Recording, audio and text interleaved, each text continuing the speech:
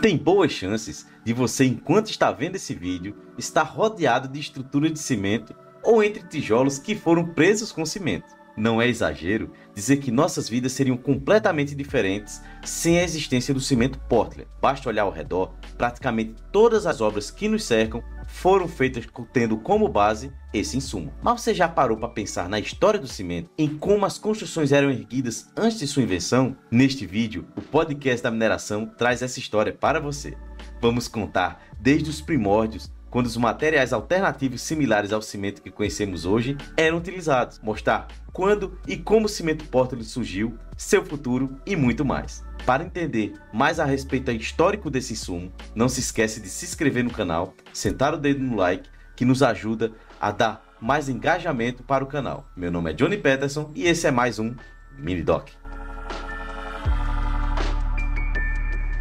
O cimento é um material que define o mundo moderno. Mesmo sendo um material antigo, ele apenas surgiu por mais de 1000 anos. E também, parte do que foi feito com ele pode desaparecer em um futuro próximo. É um absurdo quanto ele agrega de biologia, química, física, história, engenharia e economia, prédios, casas, pontes. Quando você começa a reparar, muito do que dá o ar moderno do que vemos no nosso cotidiano são estruturas feitas a partir de cimento. Sem ele, ainda teria aquelas construções do século XIX ou anterior, feitas de argila com madeiras, denominadas casas de taipa ou pau a pique, parede de barro ou mesmo pedras empilhadas. Os primórdios da história do cimento começam há quase 5000 anos, especialmente com os famosos e grandiosos monumentos do Antigo Egito. O principal material usado se tratava de uma liga constituída por uma mistura de gesso calcinado. Este é o formato mais primitivo do cimento que se tem notícia. Para constituírem o Panteão de Agripa e o Coliseu, os romanos conceberam um tipo de cimento um pouco mais sofisticado. Possivelmente, os construtores urbanos de Roma desenvolveram uma mistura de areia, pedaços de telha, calcário calcinado e cinzas vulcânicas, localizadas na cidade de Pozzuoli, na Itália. Este solo tinha propriedades similares ao cimento que viria a ser desenvolvido séculos depois. Mas, de fato, as informações disponíveis sobre essa resistência à argamassa criada pelos romanos são mínimas, pois a fórmula do cimento romano era um segredo tão importante que acabou sumindo com a própria desarticulação do Império. Somente no século XVIII, o ano de 1756, esse importante material voltou a ganhar novas características. Naquela data, o engenheiro britânico John Smithson foi incumbido da tarefa de desenvolver um cimento que pudesse resistir à ação erosiva da água do mar. Empregando o uso de uma cinza vulcânica oriunda da Itália, conhecida como pozzolana, Smithson fabricou um cimento de excelente qualidade, que veio a ser utilizado na construção do farol de Eddystone, que durou mais de um século. É seguro dizer que este foi o primeiro passo na criação do cimento moderno. No ano de 1796, outro britânico chamado James Parker desenvolveu um novo tipo de cimento obtido pela calcinação de nódulos de calcário impuro contendo argila. Após vários testes realizados por outras autoridades no assunto, o cimento Parker, também conhecido como cimento romano, foi liberado para as construções. Logo que soube da notícia, James Parker vendeu a patente da sua invenção para os membros do Wyatt, uma tradicional família de engenheiros e arquitetos da Inglaterra. Em 1824, Joseph Aspdin foi responsável pela elaboração do chamado cimento Portland, que fazia referência a uma cidade britânica detentora de excelentes jazidas de minério utilizado para cimento. Construindo fornos de alvenaria em forma de garrafa, com 12 metros de comprimento, Aspdin alcançou temperaturas elevadas, que imprimiram uma maior qualidade a seu cimento. O processo de produção de cimento consiste em pegar a rocha calcário, que é uma rocha que tem carbonato de cálcio, com uma rocha que dá origem ao mármore, por exemplo, e esquentar ela até soltar o gás carbônico que tem preso em suas moléculas, restando apenas o óxido de cálcio, também chamado de cal virgem. E é essa cal que vai reagir com a água, puxar o gás carbônico do ar e o que tiver misturado no cimento para poder formar de volta o carbonato de cálcio em cristais que vão endurecer e formar esse material que aguenta muita compressão. O curioso é que o calcário não é uma rocha natural no sentido que ela se forma espontaneamente. Ele só possui tanto cálcio porque foi formado a partir do cálcio acumulado por seres vivos, principalmente marinhos. sendo as conchas, corais, cianobactérias e outros organismos que se acumularam por milhares ou milhões de anos no fundo do mar, até formar essa rocha carbonática. Para fazer o cimento a partir do calcário desse jeito, é um processo que gasta uma quantidade enorme de energia, porque o material deve ser esquentado a mais de 900 graus Celsius para poder calcinar e se transformar em um pó chamado farinha cru. A farinha de cru, após resfriada, é chamada de clinker, que pode ser considerado a matéria-prima do cimento. Após isso, adiciona-se ao clinker gesso, escória, que é o resíduo produzido durante a fundição de ferro, e o calcário. Efetua-se nova moagem até obter um pó bem fino, que é o cimento.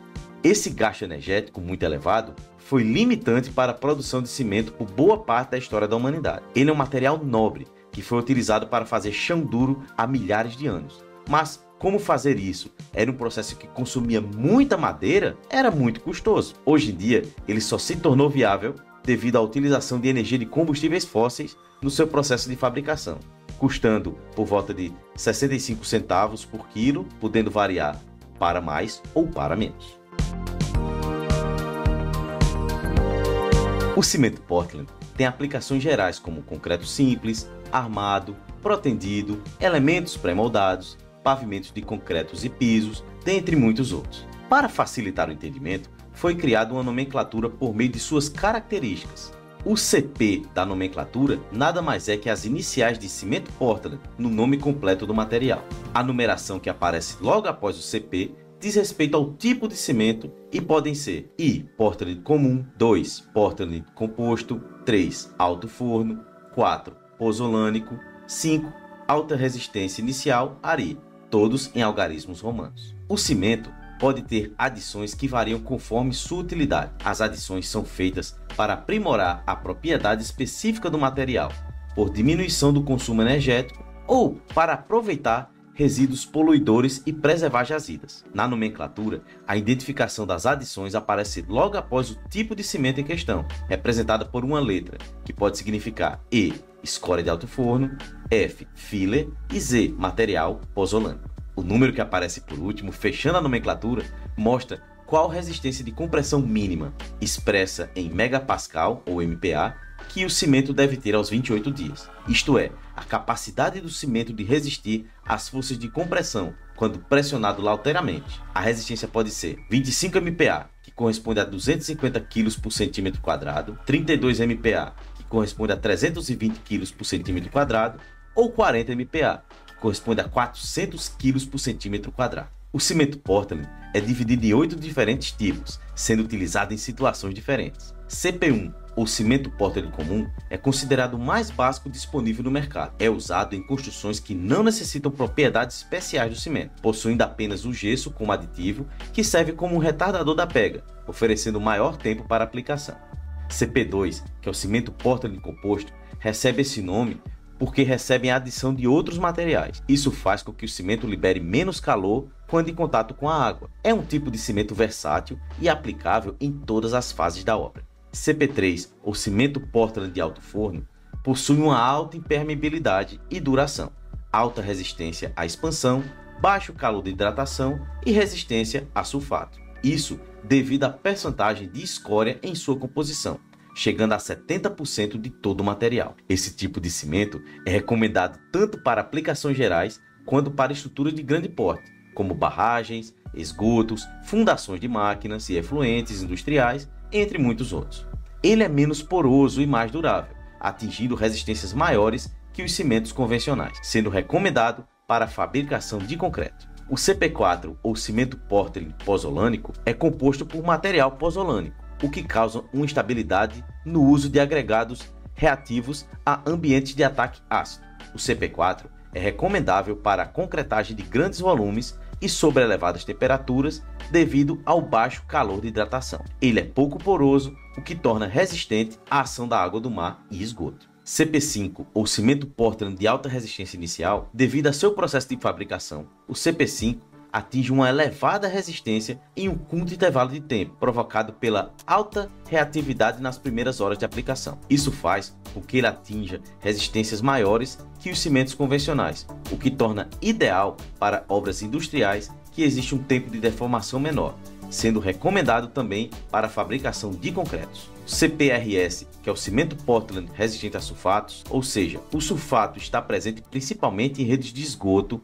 ambientes industriais e em construções com contato com água do mar. Sendo assim, esse cimento é indicado para esses tipos de locais. O CPBC é o cimento Portland de baixo calor de hidratação. Esse tipo de cimento tem a propriedade de retardar o desprendimento de calor em grandes peças de concreto, evitando o aparecimento de fissuras de origem térmica, devido ao calor criado durante a hidratação do cimento. O CPB, que é o cimento Portland branco, por causa de sua composição ser de matérias-primas com baixo teor de manganese e ferro, além de caolin no lugar de argila, o CPB acaba por resultar em uma coloração branca. Ele pode ser usado como cimento estrutural e não estrutural em rejuntes de cerâmicas.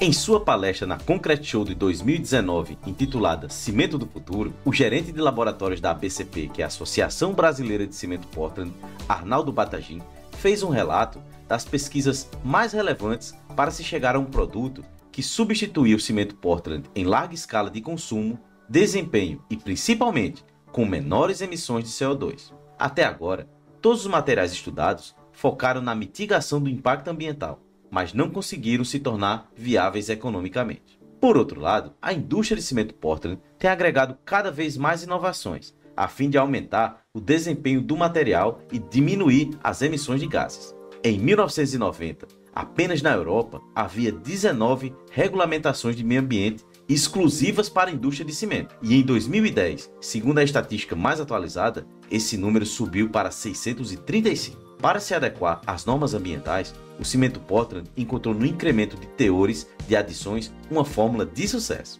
De acordo com o Batagin, no futuro, a captura do carbono poderá se mostrar mais eficaz, mas por enquanto, ela esbarra nas mesmas restrições que dificultam a substituição do cimento Portland por outro material, a inviabilidade econômica. Baseado nessa ideia de captura do carbono, em 2007, no Imperial College London, na Grã-Bretanha, foi desenvolvido um cimento mais sustentável, utilizando silicato de magnésio como ligante. O material foi testado em concreto estrutural e artefatos pré-fabricados de cimento. E em 2010 foi premiado pelo MIT e havia a promessa que entraria em escala comercial em 2014. No entanto, todo o planejamento foi paralisado. Apesar do forte apelo tecnológico, o produto se esbarrou na questão de custo, pois apresentou um custo muito superior ao cimento Portland. Porém, no futuro, poderá vir a ocupar um nicho de mercado. Em um futuro muito próximo, pode dizer que nenhum cimento ainda consegue competir com o cimento Portland em larga escala, e que graças ao cimento Portland, 1 kg de concreto custa menos que 1 litro de água, e a partir disso, por um longo tempo, continuará sendo utilizado como produto-chave na indústria da construção civil. Não implica dizer que o cimento Portland não deixará de buscar atingir menores níveis de emissão de gases, o que virá através do clinker coprocessado e de maiores níveis de adições de agregado. Vou deixar o link aqui dos últimos 2 vídeos que fizemos nesse formato mini doc. Se você está gostando desse tipo de formato, onde contamos uma história sobre o setor mineral ou personalidades da mineração, clica no gostei, não deixe de se inscrever no canal para não perder mais nenhum vídeo. Meu nome é Johnny Peterson e lembre-se, mineração pode não ser o futuro, mas não existe futuro sem mineração e até a próxima.